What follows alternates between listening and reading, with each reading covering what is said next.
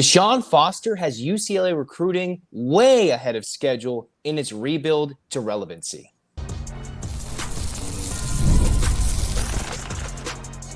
You are Locked On UCLA, your daily podcast on the UCLA Bruins. Part of the Locked On Podcast Network, your team every day.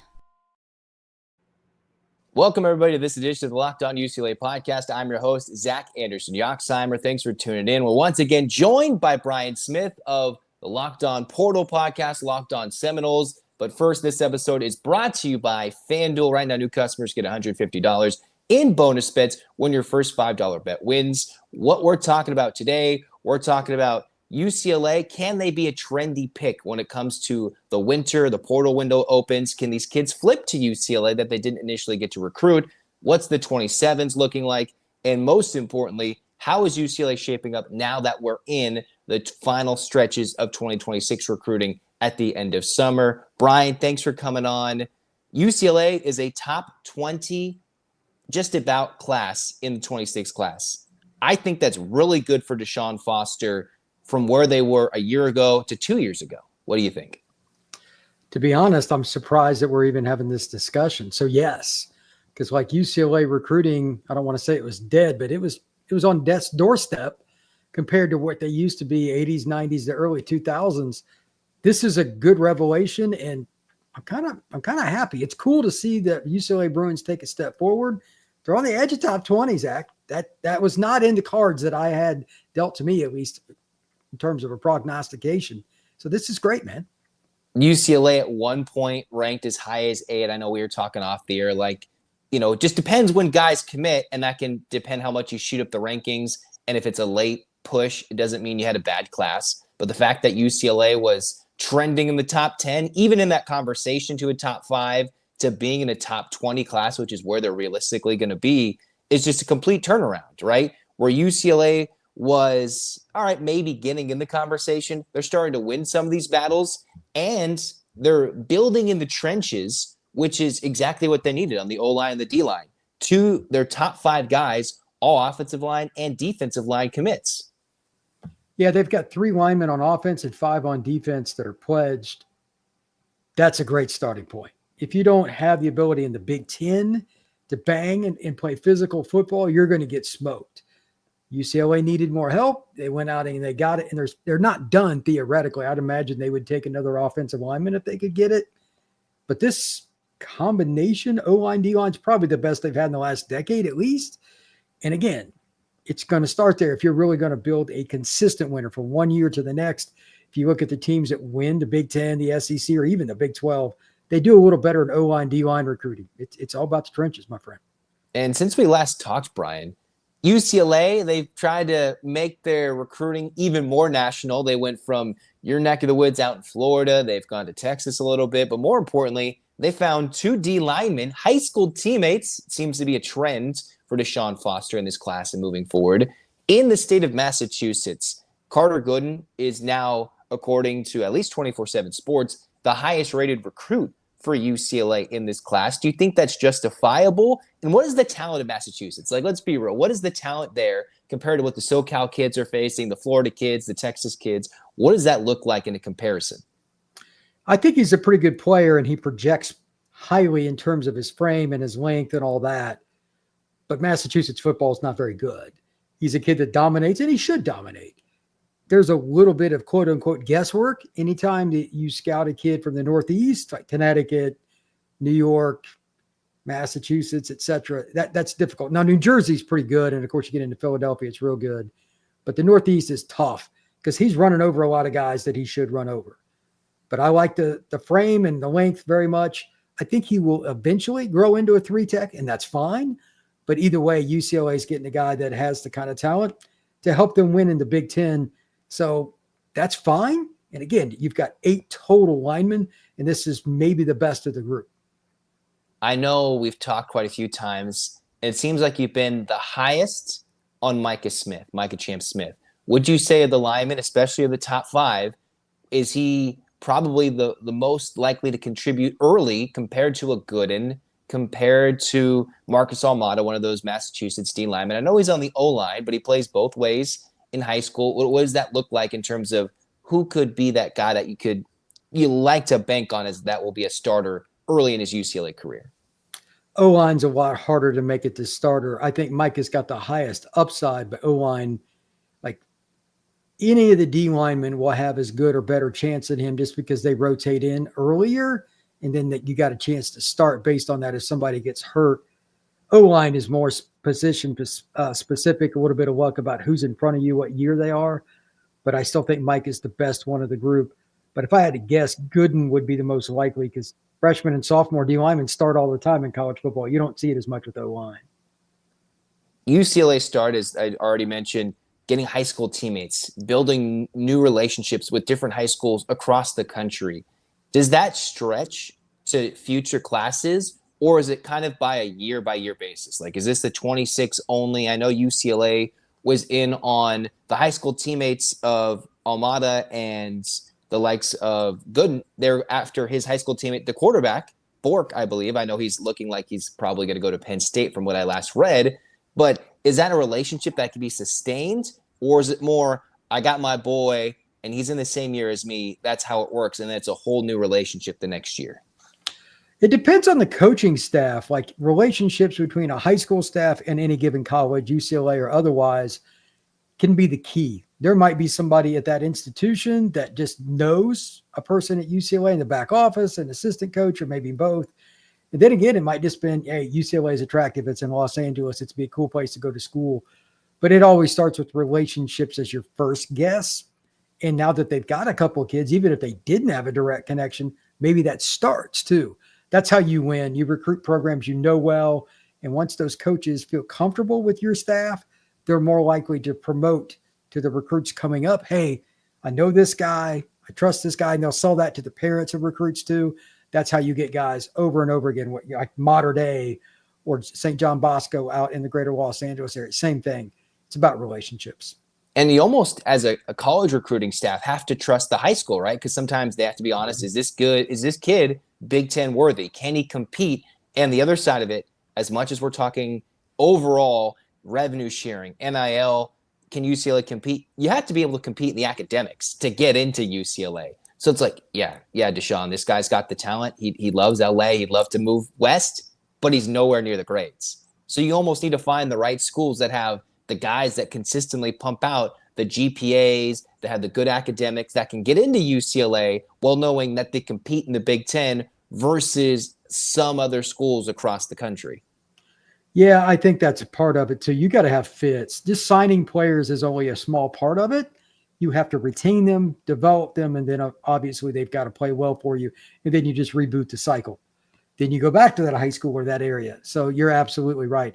UCLA, getting kids from the Northeast from private schools, getting kids from boarding schools and stuff, that would be a pretty good fit for them. So I would not be surprised if DeShaun Foster and his staff went back out there. And then again, like all the Catholic League out there, the Trinity League, as they call it, stuff, you just can't miss as much as they have. They've got to get into that J. Sarah and stuff like that. That's the next step for UCLA. So the next step would be UCLA probably winning more battles. They competed. Would you say they competed in this recruiting cycle at more than you'd expected? And will they win next time in the 27th? That's the question. Like, especially with the California kids, they haven't won enough battles. A lot of that. Now, this is just what I've heard because I certainly do not live in California. NIL is a really big deal out there. And a lot of kids are going to be more likely to go where the NIL is highest up front. From what I know, UCLA is not that school. And the taxes, you have to bring in the state taxes as well and the cost of living. Oh, yeah. So like a lot of them leave. It's cheaper to live down south. It's cheaper to live just about anywhere than Los Angeles. So I get it, but they got to figure that out because UCLA is not moving too. So they got to figure that part and get more of the local kids to add. Then they could have top 20 classes every year. Then you can be competitive in any league.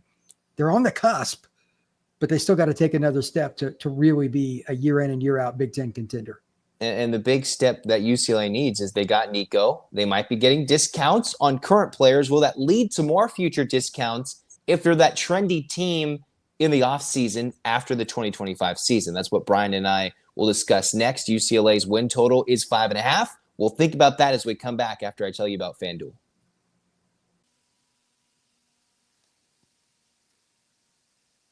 Summer sports are in full swing, and whether you're all about baseball under the lights, golf on the green, or high-stakes sports soccer action, FanDuel is the best way to make every game more exciting. And maybe you're already following the action.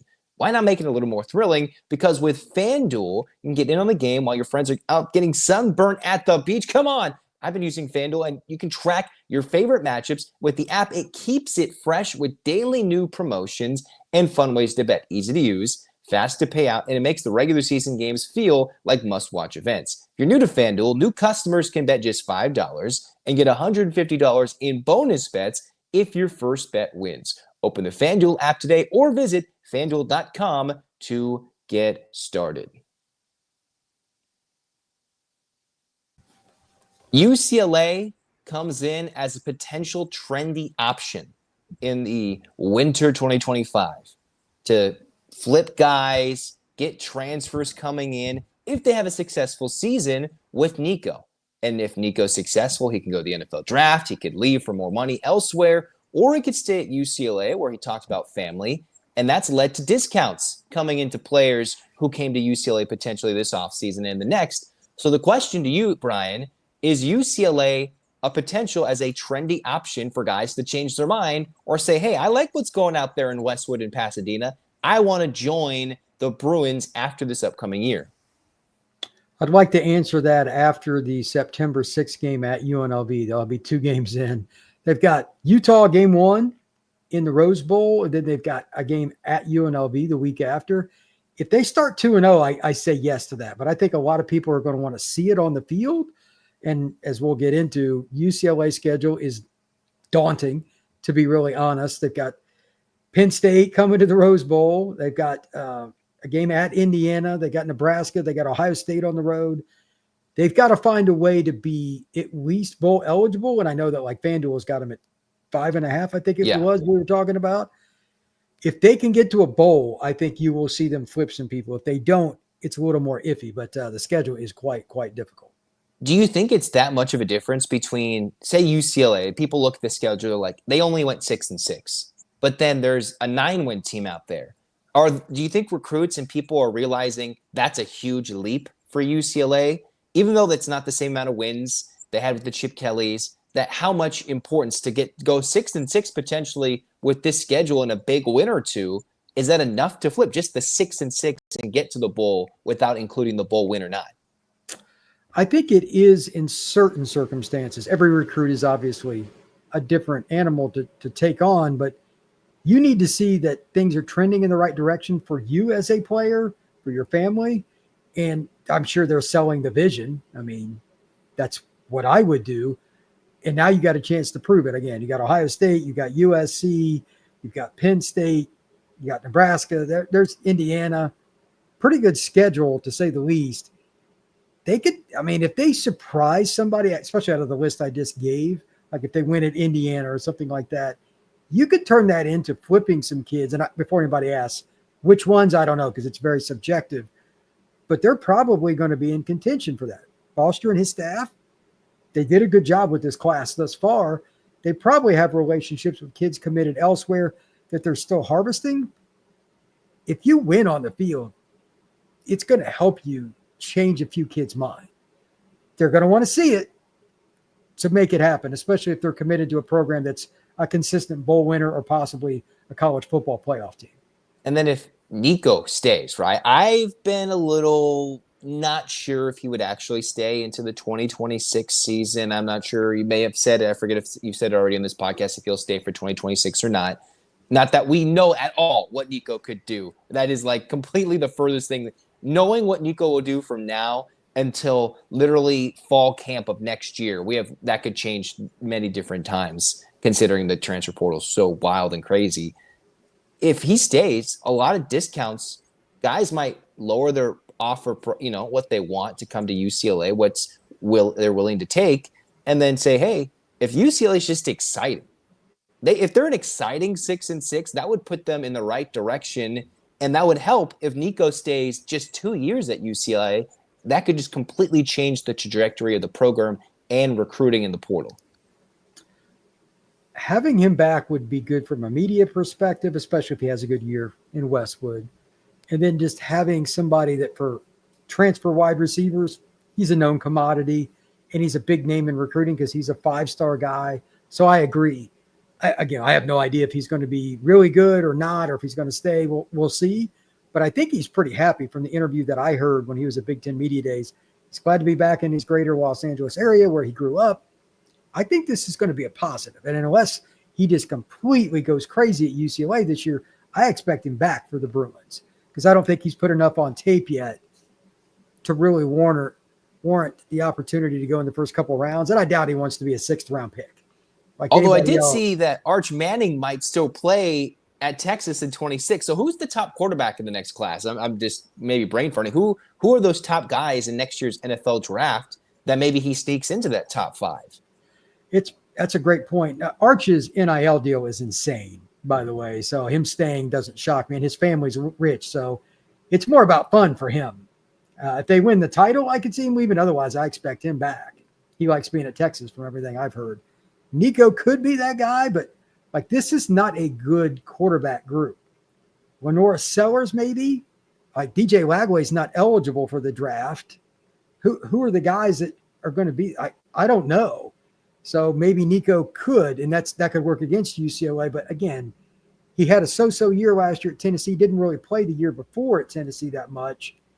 He needs to have a big year for the Bruins to really think about going high in the draft because people want to see it at that spot. Which I think the only guy I can think of right now would be if Carson Beck's healthy, right? I think that would be. Nussmeier would be another one, the kid from LSU, but he threw a bunch of picks last year. He's just got a really good arm. So yeah, it's wild. I don't know who else you would put. And maybe Manning changes his mind. It's all right, you're clear-cut number 1. But would you rather be the best of a mediocre class or be back and more refined? And then next thing you know, you're much better. Even if you're the 5th best option and you're more refined, that might serve you better in your NFL career and NFL draft process versus rushing it and rushing out. That's been talked about forever. The opinion of scouts and the opinions of players are often very different, though. That's something that I've learned very much. But Nico's a pretty level-headed kid. I'd imagine he's going to listen to what people say, and if it doesn't match where he wants to be in the draft, he'll come back. But again, this needs to be a really good year, in my opinion. I'm not obviously speaking for Nico or anybody around him, for him to come out. I think he'll be back in 26, and I think that will help UCLA recruiting quite a bit. The big thing when it comes to being a trendy, exciting school, right? You see Indiana, they go from pretty much never selling out, 2 sellouts almost in their history of football, to selling out almost the rest of their games in the 24 season, getting to the playoff. I believe they've sold out all their tickets. I could be wrong, but they're going to be exciting under Kurt Cignetti. For DeShaun Foster, is it more about the product, you think, to be exciting and trendy and Nico's throwing it around? Or is it one game that's fun and then you start seeing the Rose Bowl packed, which I was reading the Knoxville News Sentinel, and anything out of Knoxville is still about Nico. Maybe some Blurgate news, although I think it was the tight end or whatever it was, the guy who threw the pick, we don't even know. But it's still there's going to be a lot of Tennessee eyes on UCLA, and they're still going to point to the fact that the Rose Bowl's empty. Is it more excitement in the stadium, or is it on the field that could probably sway some guys? Boy, that's a great question, because part of it's just trendy with UCLA and recruiting and how they're doing it as a staff. Probably a little of both, but they need a wow moment this season, in my opinion, not only for the 26 class, but for the 27 class as well, to get the attention. They got to beat I'm not saying they're going to beat Penn State or Ohio State, but obviously that would be the ideal scenario. Indiana, something like that. And then it's how you do it. Throwing the football, an exciting brand of football. Winning 13-10 is better than losing, but it's not real exciting. Scoring points, high-flying offense would be good for the Bruins. And the thing about that Penn State game, that could be that it factor game early in the schedule where I think Penn State that's their first true road game. They're coming out west. It's early October. There's a chance that in Southern California, if it's a day game, that could be a really hot game in October in Pasadena. That could be, I'm not saying that, yes, UCLA is going to go win there, Brian, but that could be one of those games you circle on the calendar. If UCLA is 3-1, 2-2, or dare I say 4-4, they can navigate that schedule. You go upset Penn State, schools every year circle that huge upset moment, right? Diego Pavia changed all college football because he upset Alabama, arguably an overrated Alabama team, but because he beat Alabama, many college athletes have an extra year of playing just because they beat Alabama, if we think about it. Like, that's how impactful a win over Penn State is. And then that could be like firing James Franklin bad if they lose to UCLA at the Rose Bowl. That's how crazy it could be. Is it realistic that could happen, though? I mean, after seeing Alabama lose to Vanderbilt, I'm not going to say that it cannot happen. Or Notre Dame to Northern Illinois and still getting there. Ohio State losing at home to Michigan and still winning the championship. Like, it's... That's why college football is great, though. Like, the pros are much more consistent. Like, if you talk to the sports books, if you're going to bet, like, you got a better chance. Betting on pro sports is much, much, much, much more consistent. College is random. They're kids that aren't pros. It's that simple. So I would not be shocked. And by then, maybe Drew Aller's banged up anyway. You don't know. Every single week is different, and that's why it's so much fun to follow it. And you just never, it's so tough because they're almost turning over an entire roster year by year now versus building programs for this is your shot. No, every year can be your shot if you just get trendy at one point, hit the portal right, and turn into an Indiana or get hot the right moment like Ohio State. And for UCLA, the right moment is the 2027s. We kind of touched on it with the recruiting and the trendiness, but can UCLA start winning in the 2027s? They have to. And we'll tell you why next on Locked On UCLA.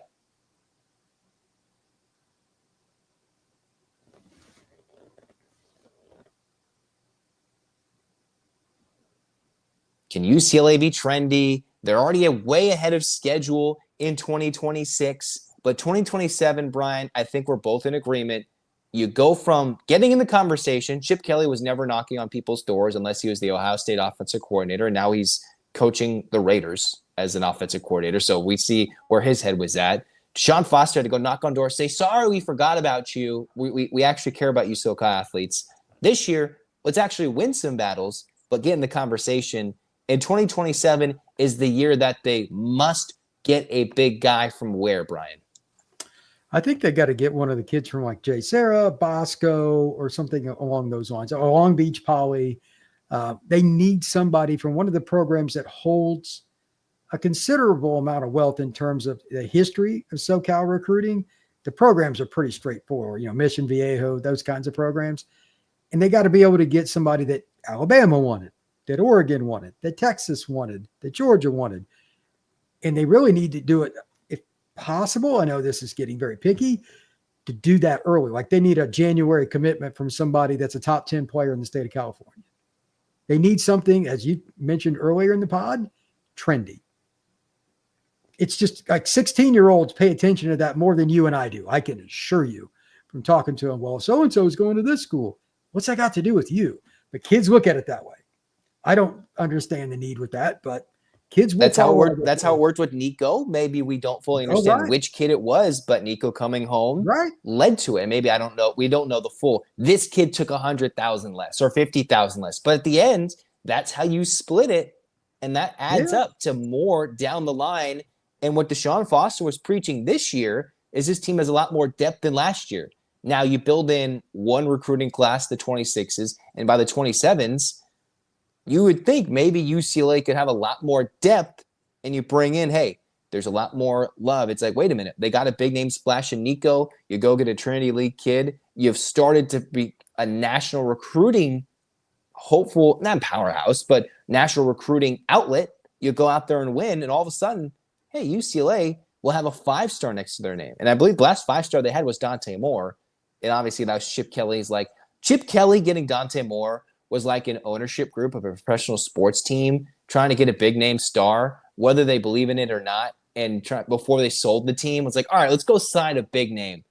And it didn't work. Like, I think the story was the Dodgers a few years ago with the McCourts. They tried to go after Prince Fielder, and then they sold it to Magic Johnson. It's like, oh, that's much better. That's how it feels with UCLA going to Chip Kelly, to DeShaun Foster right now. That, oh, Chip Kelly tried for Dante, didn't work out, whatever, he left, and probably rightfully so. That was probably the right move for him. But that's what UCLA needs. They need somebody that can come in, and it seems like DeShaun Foster is the right energy type, the right character type, and the right guy to understand what they lacked under Chip Kelly to go get those guys. And maybe it's not that these guys are going to come to UCLA, but who are a couple of guys that come to mind that what you've looked at into 2027s that are intriguing? Not that they're trending towards UCLA. I know that there's some family names I'll tell about in a moment, but who are some of those guys on your mind, Brian? Well, the greater LA area and the state of California in general next year is really, really good. Juju Johnson, a kid that is at Long Beach Poly. Anytime I see Poly, it catches my eye. At one point, they had the most players of all time in the NFL from a high school, so that's part of it. George Toa, a kid from Fontana, California. Yeah, George Toa. That's Jay Toa's younger brother. So that's go. the legacy. That's a legacy connection for UCLA if they want to go that route. There you go. So those are a couple. The Dante Wright kid at Long Beach Poly, but this is another really deep group. And for whatever reason, it's extremely deep at defensive line. So we just talked about trenches to open this show. When UCLA was really good in the 80s and 90s, they got the linemen. That's what I'm going to look at this year. There's a half dozen or more that are national recruits. Like I want to say when Notre Dame does a thing called Pot of Gold Day on St. Patrick's Day, they offer all these kids. They offered like more California kids than anybody else. Notre Dame's in Indiana. So that shows you how deep the state is. And a lot of them were D linemen. So any of those kind of kids, and especially around LA, I don't want to put words into DeShaun Foster's mouth on who they should offer and all that stuff, but they're involved with more of them now. So that's kind of the way I'm looking at it. And I want to see once this season starts, how many of the 27 kids are on campus at the Rose Bowl. We always get those lists. All the websites put them out. That'll be the most important thing about their recruiting weekends. Who's actually taking the time to go to games?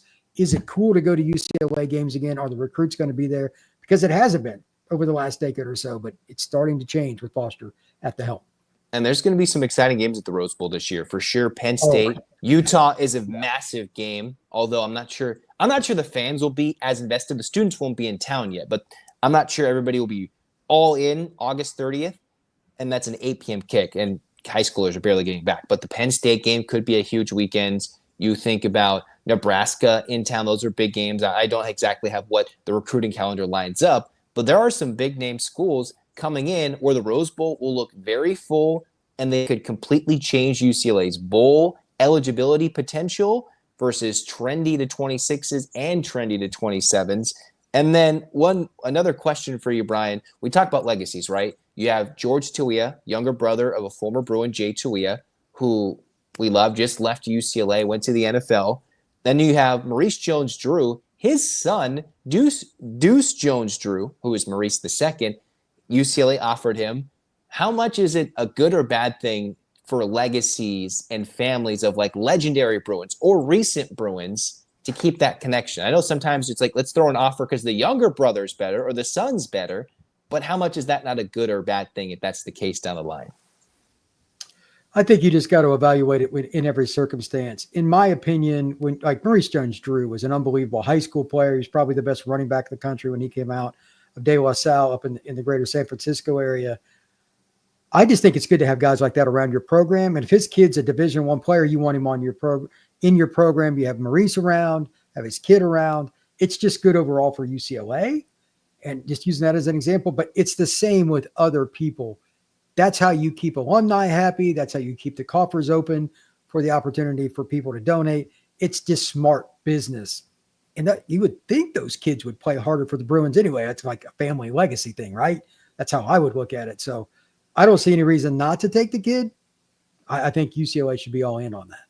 And we're looking at 2027. So you wonder, is UCLA going quarterback? The real fun question, Brian, to wrap this one up, will an Iamaleava be starting at quarterback in 2027? Now, it's unlikely that it's Nico, but Madden, that would be a couple years in. It'd be his third year at UCLA.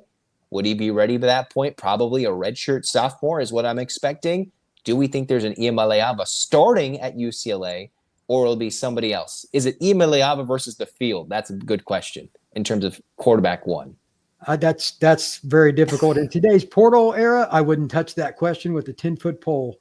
Who knows? But he sounds like he's pretty happy to be back. And I know that he works out with Nico, and they're still really tight. They're roommates. So I would say it's a decent odd. He's got a lot of talent. I don't know if he's as talented as his older brother, but if he ends up being the UCLA quarterback, that won't surprise me. This is a big thing. It's about getting talent, retaining talent, and then the most important thing, arguably, developing talent. Because if you can bring them, but you don't develop them, there's nothing, right? Because the high school 5-star is nothing compared to a junior in college or an older player. We've seen the older players dominate college sports recently. And because they're in their early to mid-20s, they're more mature and they've developed as a human and as a player. That stuff matters. The off-the-field maturity to understand what the routine is, how you really have to train your body. Like, the off-season is more important than the in-season for the guys that are good. You know, whether you're out partying or whether you're taking protein shakes, that stuff matters 365. Older guys usually get that a lot better than the 18-year-old with a pocket full of NIL money and buying pizza and beer. So I totally agree with you. UCLA, though, if they can get, just kind of hammer this home, another class next year, the 27 group, especially, again, greater Los Angeles, and let's throw San Diego in, the entire corridor, I-5 corridor. If they can get those kids, and that's, you know, should be their base forever, they can change the program. I would think, Zach, that those would be the young men that are more likely to stick with UCLA. Even if you're in San Diego, you're 2.5 hours, 3 hours from the Rose Bowl. It's easier for mom to see you. You're more likely not to transfer. That's how you build your program. So getting the kids from Massachusetts and stuff is the cherry on top. They got to hit California even harder next year.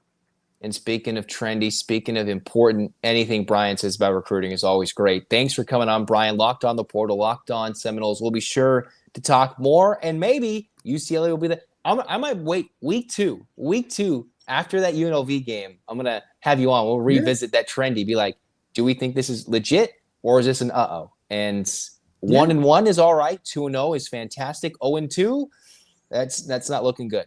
That's not looking good. That would be a difficult conversation, definitely. That would be for sure. As much as DeShaun Foster's grown a lot, it's turning to the on-field product to start winning everybody over. And Brian Smith, you've already won everybody over. Go check out his stuff. Again, Locked On the Portal, Football Scout, Florida. Get the underscore in there, and Locked On _the Portal.